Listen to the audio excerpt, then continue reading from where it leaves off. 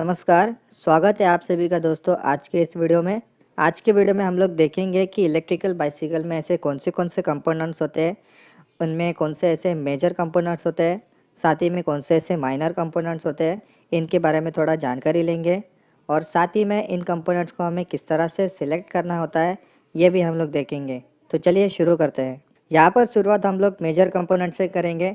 जैसे कि major components में आप जानते हो कि यहाँ पर मोटर, कंट्रोलर और बैटरी ऐसे 3 कंपोनेंट्स होते हैं जो इलेक्ट्रिकल बाइसिकल में काफ़ी इंपॉर्टेंट कंपोनेंट्स होते हैं। और उसी के साथ कुछ माइनर कंपोनेंट्स या एडिशनल एक्सेसरीज भी होती है, जैसे कि electrical brake lever, pedal assist, headlight, controller box, battery box या बहुत सारे ऐसे कंपोनेंट्स या बैटरी चार्जर। ऐसे कुछ कंपोनेंट्स होते हैं जो इलेक्ट्रिकल व्हीकल्स के एडिशनल एक्सेसरीज में गिने जाते हैं। चलिए अभी हम लोग इसको समझ लेते हैं कि मेजर कंपोनेंट्स में आपको मोटर, कंट्रोलर्स और बैटरी कौन से टाइप की आती है और उनके टेक्निकल स्पेसिफिकेशन क्या-क्या होते हैं। तो चलिए सबसे पहले अभी मोटर के बारे में जानकारी लेते हैं। इलेक्ट्रिकल बाइसिकल में 2 तरह की मोटर्स आती है, एक होती है पीएमडीसी मोटर और दूसरी होती है हब मोटर। यहाँ पे हम लोग पीएमडीसी मोटर के बारे में जानकारी नहीं देने वाले हैं, क्योंकि पीएमडीसी मोटर्स अभी ज़्यादा मार्केट में आपको दिखेगी नहीं, और इलेक्ट्रिकल बाइसिकल में अगर आप इसको माउंट करना चाहते हैं तो काफ़ी दिक्कत वाला काम होता है, तो इसे हम लोग अभी इस वीडियो में कंसिडर नहीं करेंगे। हम सीधा चलते हैं हब मोटर के टॉपिक के ऊपर। हब मोटर काफ़ी इंटरेस्टिंग मोटर होती है, इसकी जो बनावट होती है ये काफ़ी डिफरेंट होती है। अगर आप रेगुलर मोटर्स को देखेंगे तो आप ज़्यादातर यही देखते हो कि जो उसका रोटर होता है ये इसका इनर पार्ट होता है, और इसका जो स्टेटर होता है ये इसका आउटर पार्ट होता है। बट हब मोटर में इसका टोटली उल्टा होता है, जैसे कि उसका जो रोटर होता है ये इसका आउटर पार्ट होता है, और जो स्टेटर होता है ये इसका इनर पार्ट होता है। जैसे कि आप हब मोटर को देख रहे हो कि हब मोटर के ऊपर स्पोक्स माउंट करने के लिए आपको काफ़ी सारे होल्स दिखेंगे। मैकेनिकल अगर इसका डिज़ाइन देखेंगे तो ये इस तरह से होता है कि इसमें आप स्पोक्स माउंट कर सकते हो, और कौन से भी रिम साइज़ के साथ आप इसको जोड़ सकते हो। सिर्फ आपको स्पोक्स का जो लेंथ होता है इसको वैरी करना होता है। और भी अगर इसमें आप देखेंगे तो जो माउंटिंग प्रोविज़न होते हैं, जैसे कि आपको अगर फ्री व्हील लगाना है या आपको गियर सेट लगाना है तो उसके लिए आपको अरेंजमेंट मिल जाएगा। यहाँ पे आप थ्रेड पे किसी भी फ्री व्हील को या गियर सेट को माउंट कर सकते हो। और चाहे तो अगर आपको डिस्क ब्रेक सिस्टम को भी माउंट करना है या डिस्क को माउंट करना है तो आप उसके लेफ्ट साइड में माउंट कर सकते हो। काफ़ी मोटर्स होते हैं जहाँ पर आप देखेंगे कि लेफ्ट साइड में जहाँ पे हमारा डिस्क लगता है वहाँ पे आपको थ्रेड का माउंटिंग दिखेगा, या आप वहाँ पे स्क्रू माउंट भी कर सकते हो। अगर आप हब मोटर को किसी भी बाइसिकल में माउंट करना चाहते हो तो उसके लिए आपको कम से कम जो ड्रॉप आउट डिस्टेंस होता है बाइसिकल का, ये 5 से लेके 6 इंच का रखना होगा।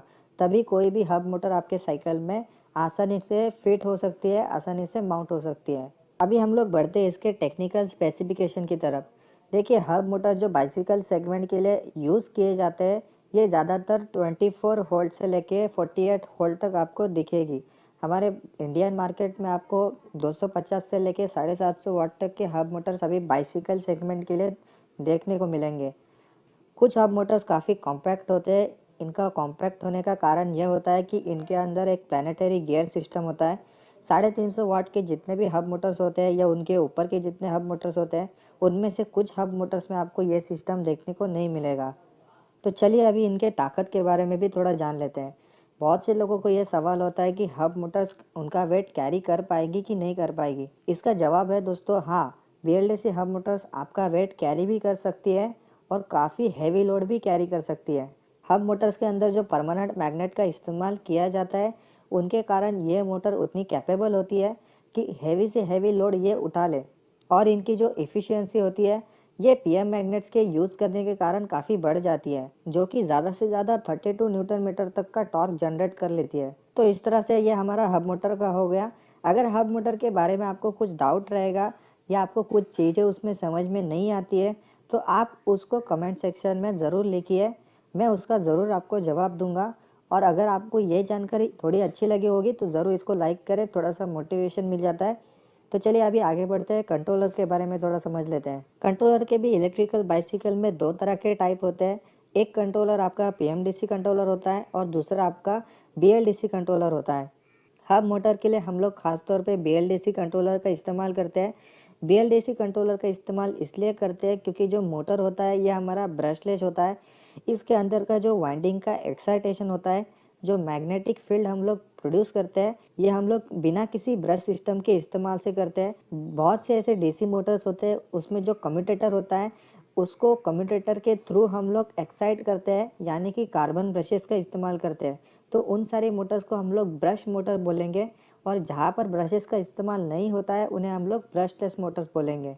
कंट्रोलर के अगर हम लोग मैकेनिकल स्पेसिफिकेशन के बारे में देखेंगे तो ज़्यादातर कंट्रोलर का जो आउटर बॉडी होता है ये एल्यूमिनियम केसिंग का बना होता है, और उसके एक सिरे से काफ़ी सारे वायर्स आपको दिखेंगे। अगर शेप और साइज़ का बात करेंगे तो कंट्रोलर के काफ़ी सारे शेप और साइज़ अवेलेबल है। इनके टेक्निकल स्पेसिफिकेशन के बारे में थोड़ा जान लेते हैं। कंट्रोलर के जो वोल्टेज रेटिंग होती है ये आपको 24 से लेके 48 तक आपको मिल जाएंगे। इनमें कुछ कुछ कंट्रोलर ऐसे भी होते हैं जो ड्यूअल मोड पे काम करते हैं। ड्यूअल मोड का मतलब ये होता है कि ये 24 पे भी काम करेंगे और 36 वोल्ट पे भी काम करेंगे, या तो 36 या 48 वोल्ट। और इनका जो वोल्टेज रेटिंग होता है ये आपको 250 से लेके 750 वाट तक आपको मिल जाएंगे। और कभी कभी कुछ ऐसे कंट्रोलर्स होते हैं जो करंट रेटिंग के साथ आते हैं, या कुछ ऐसे होते हैं कि जो वोल्टेज रेटिंग के साथ आते हैं। तो इनमें हमें फ़र्क समझ में नहीं आता है कि कौन सा कंट्रोलर हमें हमारे हब मोटर के लिए सिलेक्ट करना चाहिए। इससे हम लोग थोड़ा कैलकुलेशन से समझेंगे। बने रहिए वीडियो में, क्योंकि आगे हम लोग कैलकुलेशन का पार्ट कवर करने वाले हैं। तो चलिए अभी बात करते हैं हमारे बैटरी कंपोनेंट के बारे में। बैटरी इलेक्ट्रिकल व्हीकल्स में ज़्यादातर अभी लिथियम आयन बैटरीज का इस्तेमाल किया जा रहा है। अभी लिथियम आयन बैटरीज काफ़ी ज़्यादा पॉपुलर हो रहे हैं इलेक्ट्रिकल व्हीकल्स के लिए। इन बैटरी का जो शेप होता है और उनका जो साइज़ होता है ये काफ़ी अलग अलग होता है। कुछ बैटरीज आपको सिलेंड्रिकल फॉर्म में दिखेंगे, कुछ बैटरीज आपको प्रिज्मेटिक फॉर्म में देखेंगे, कुछ बैटरीज आपको पाउच में दिखेंगे।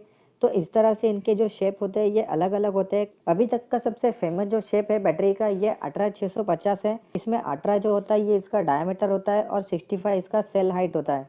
इन्हीं सारी 18650 बैटरीज को मिलाकर एक बैटरी पैक डिज़ाइन किया जाता है, जो इलेक्ट्रिकल बाइसिकल के लिए या स्कूटर के लिए या मोटरसाइकिल के लिए हम लोग यूज़ करते हैं।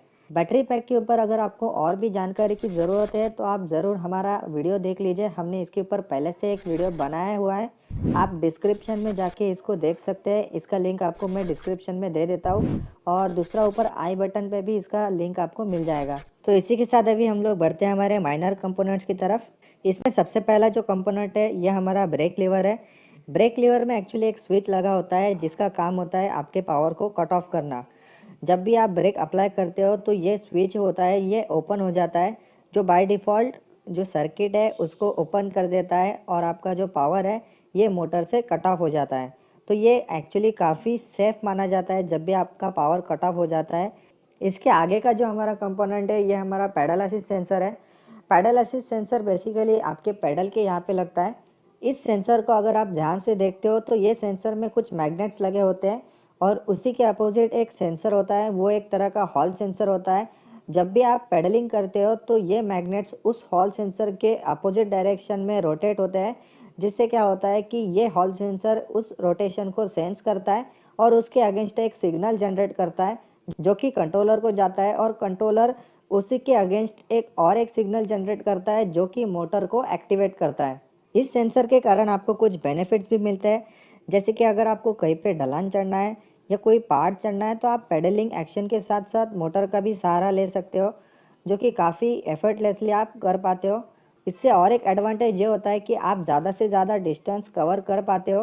पेडलिंग के कारण आपका जो मोटर होता है इसके ऊपर ज़्यादा बर्डन नहीं आता, और जो लोड डिमांड होती है ये काफ़ी हद तक घट जाती है, जिससे आपका बैटरी है इसका बैकअप काफ़ी हद तक टिका रहता है। इसी के बाद और एक कंपोनेंट है जिसे हम लोग एंटी थेफ्ट सिस्टम बोलते हैं, जो कि खास तौर पे बना होता है चोरों से आपके बाइसिकल को दूर रखने के लिए। और इसी के साथ कुछ माइनर कंपोनेंट्स और भी होते हैं जिसे हम लोग एडिशनल कंपोनेंट्स में गिनते हैं, जैसे कि हेडलाइट होगा, उसके बाद कंट्रोलर बॉक्स होगा।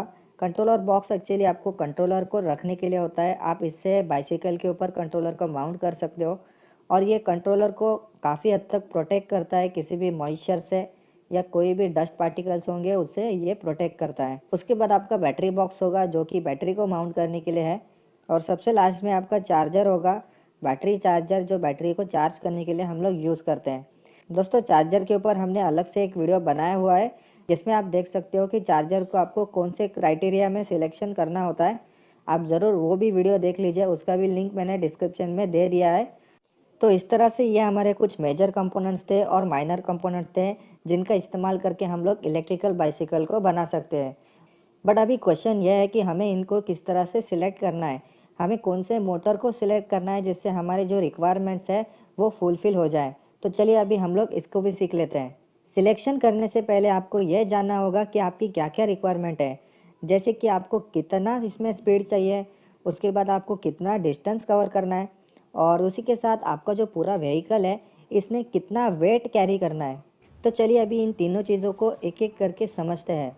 तो सबसे पहले हमें डिसाइड करना है कि हमें कितनी स्पीड की ज़रूरत है। जैसे कि अगर हम लोग मान लेते हैं कि हमें 25 किलोमीटर पर आवर स्पीड की ज़रूरत है, तो हमें समझना है कि कौन से ऐसे पैरामीटर पे हमें ध्यान देना है जिसके कारण हम लोग ये स्पीड को अचीव कर सकते हैं। दोस्तों यहाँ पर हम लोग एक प्रैक्टिकल एग्जांपल देखते हैं।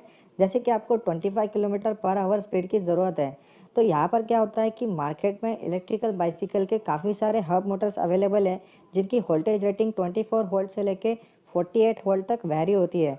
इसमें क्या होता है कि जिस तरह से आप वोल्टेज को बढ़ाते जाते हो, उसी तरह आपका स्पीड भी बढ़ते जाता है। यानी कि आप वोल्टेज को वैरी करोगे तो आपका स्पीड भी वैरी होगा। फिलहाल तो दोस्तों यहाँ पर हम लोग कैलकुलेशन नहीं करने वाले हैं। यहाँ पर मैं आपको एक रफ आइडिया देना चाहूँगा। अगर आप 24 वोल्ट पे मोटर को चलाते हो तो आपका जो स्पीड होगा ये 20 से लेके 25 किलोमीटर पर आवर होगा। इसमें आपको एक चीज़ का ध्यान रखना है कि जो लोड कंडीशन है, जो आदमी इस पे बैठा है, उसका जो वेट होगा ये 60 से लेके 70 केजी के बीच में होगा। दैट मीन्स ये एक आइडियल लोड कंडीशन है। वैसे ही अगर आप 36 वोल्ट पे इसको चलाते हो तो ये आपको अराउंड 25 से लेके 30 किलोमीटर पर आवर का स्पीड देगा। उसी के अलावा अगर आप ये 48 पे चलाते हो तो ये अराउंड आपको 30 से लेके 35 किलोमीटर पर आवर का मैक्सिमम स्पीड देगा। यही कुछ कैलकुलेशंस होते हैं जिनसे आप ये चीज़ों को और भी अच्छे से समझ सकते हो। कैलकुलेशन का पार्ट को हम लोग इस वीडियो में अभी कवर नहीं करेंगे, क्योंकि इसको अगर हम लोग कवर करेंगे तो वीडियो काफ़ी लेंदी हो जाएगा।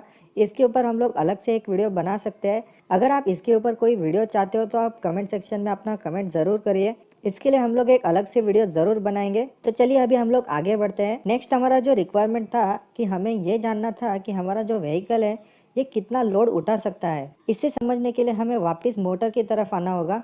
दोस्तों मोटर का एक वोल्टेज रेटिंग होता है जिसे हम लोग मोटर की पावर बोलते हैं। इलेक्ट्रिकल बाइसिकल के लिए जो मोटर्स आते हैं उनमें जो पावर रेटिंग होती है ये 250 से लेके 750 वाट तक के मोटर आते हैं। वोल्टेज को हम लोग एक एनालॉजी के साथ समझते हैं। मान लीजिए एक आदमी है जिसकी कैपेसिटी है कि वो 50 केजी तक का वेट उठा सकता है। बट अगर हम लोग उस आदमी को 100 केजी का वेट उठाने के लिए बोलते हैं तो क्या वो ये वेट उठा पाएगा? जी बिल्कुल नहीं। इसी तरह से कुछ मोटर के वोल्टेज रेटिंग के साथ होता है। जैसे कि यहाँ पर अगर मैं एग्जांपल के तौर पे लूँगा कि एक मोटर है जिसका वोल्टेज रेटिंग 48 वोल्ट है, बट उसकी जो वोल्टेज रेटिंग है ये 750 वाट है। एक मोटर है उसकी वोल्टेज रेटिंग 48 वोल्ट है और उसकी जो वोल्टेज रेटिंग है ये 350 वाट है। तो आप ही मुझे बताइए कि इनमें से कौन सी ऐसी मोटर है जो ज़्यादा काम कर सकती है और ज़्यादा एफिशिएंटली कौन सा भी वेट या ज़्यादा से ज़्यादा लोड कैरी कर सकती है? ऑब्वियसली 750 वाट। तो इसी के बेसिस पे आप सिलेक्ट कर सकते हो कि कौन सी मोटर आपके लिए अच्छी होगी जो कि ज़्यादा से ज़्यादा लोड कैरी कर सके। तो चलिए अभी हम लोग आगे बढ़ते हैं। तीसरी हमारी रिक्वायरमेंट ये थी कि हमें कितना किलोमीटर रेंज कवर करना है। मान के चलिए आपको 25 किलोमीटर का रेंज कवर करना है। तो इलेक्ट्रिकल बाइसिकल सेगमेंट में ऐसे काफ़ी टाइप्स की बैटरी आती है जिनको आप यूज़ कर सकते हो और अपने व्हीकल को उतने रेंज तक लेके जा सकते हो। एक्चुअली ये आपका बैटरी कैपेसिटी के ऊपर डिपेंड करता है कि आपका किलोमीटर कितना जाएगा, जो कि एक तरह से कैलकुलेशन का पार्ट है। बैटरी कैपेसिटी के कैलकुलेशन के ऊपर हम लोग पहले से ही वीडियो बना रहे हैं, वो जल्दी आपको देखने को मिलेगा। बट फिलहाल के लिए हम लोग इसे प्रिडिक्ट कर सकते हैं। जैसे कि आप अगर लीड एसिड बैटरी का इस्तेमाल कर रहे हो तो आप इसके लिए 7 एम्पियर आवर का बैटरी चूज़ कर सकते हो। अगर आप लिथियम आयन बैटरी का इस्तेमाल कर रहे हो तो मिनिमम आपको 6 एम्पियर आवर का या एनएमसी लिथियम आयन बैटरी के लिए 7.5 एम्पियर का बैटरी कैपेसिटी का इस्तेमाल कर सकते हो, जो कि अप्रॉक्सीमेटली आपको 25 किलोमीटर का रेंज दे देगी। तो दोस्तों इस तरह से हमने हमारे रिक्वायरमेंट्स को फुलफ़िल कर दिया है और साथ ही साथ हमें हमारे कंपोनेंट्स भी मिल गए, जो कि एक मेजर कंपोनेंट्स है जैसे कि मोटर और बैटरी। अभी हमारा तीसरा मेजर कंपोनेंट भी रह चुका है जिसे हम लोग कंट्रोलर बोलते हैं। इसका सिलेक्शन काफ़ी सिंपल है। इसमें सिर्फ आपको दोस्तों वोल्टेज का ध्यान रखना है और करंट रेटिंग का ध्यान रखना है। अगर आपको करंट के रेटिंग के बेसिस पे अगर कंट्रोलर का सिलेक्शन करना है तो आपको सिर्फ इतना करना है कि आपको मोटर के वोल्टेज रेटिंग को डिवाइड करना है मोटर के वोल्टेज रेटिंग से। तो आपको जो आंसर मिलेगा वो आपको मोटर की करंट रेटिंग का आंसर मिलेगा। तो इससे हमें ये पता चलता है कि आपको कंट्रोलर का जो करंट रेटिंग है ये मोटर के करंट रेटिंग से ज़्यादा रखना चाहिए। ज़्यादा से ज़्यादा आप इसे दुगना रखिए ताकि आपका कंट्रोलर काफ़ी अच्छे से सेफ रहे और अपना ऑपरेशन करते रहे। और अगर आप वॉटेज रेटिंग के बेसिस पे इसका सिलेक्शन कर रहे हो तो आपको सिंपली इतना ही करना है कि वॉटेज रेटिंग है मोटर की उसकी सिमिलर वॉटेज रेटिंग का ही कंट्रोलर लेना है, या आप उससे ज़्यादा लेते हो तो वो भी अच्छा है ताकि ओवरलोडिंग के कारण आपका कंट्रोलर गर्म ना हो और ठीक से काम करे। तो दोस्तों इस तरह से हमने 3 कंपोनेंट्स का सिलेक्शन कर लिया है।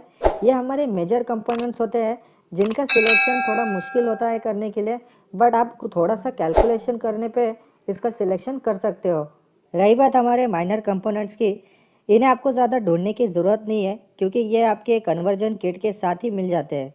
तो दोस्तों इस तरह से आपने सीखा कि मेजर कंपोनेंट्स क्या क्या होते हैं और उनका सिलेक्शन किस तरह से किया जाता है। इसके नेक्स्ट वीडियो में हम लोग इसके कनेक्शंस के बारे में जानकारी लेंगे। कनेक्शन में आपको क्या क्या ध्यान रखना ज़रूरी होता है, उसमें कुछ कुछ प्रिकॉशंस होते हैं जिनको आपको फॉलो करना होता है, जिसे हम लोग आगे की वीडियो में समझेंगे। दोस्तों अगर आपने इस वीडियो को पूरा देखा है तो इसका कमेंट आप कमेंट सेक्शन में ज़रूर करिए। ये वीडियो आपको कैसा लगा? अगर अच्छा लगा तो इस वीडियो को लाइक करिए और साथ ही साथ अपने दोस्तों के साथ भी शेयर करें। जो लोगों को इलेक्ट्रिकल बाइसिकल या इलेक्ट्रिकल व्हीकल्स के बारे में ज़्यादा जानकारी नहीं होती है, या कुछ ऐसे स्टूडेंट्स होते हैं या कुछ ऐसे लोग होते हैं जिनको इनके ऊपर प्रोजेक्ट करना होता है, उनके साथ भी शेयर करिए। चैनल को भी सब्सक्राइब करें ताकि आपका बहुत सारा प्यार हमारे इस चैनल को मिले, और आप बेल आइकन को भी दबाइए ताकि आने वाले वीडियोस का आपको नोटिफिकेशन मिल जाए। शुक्रिया।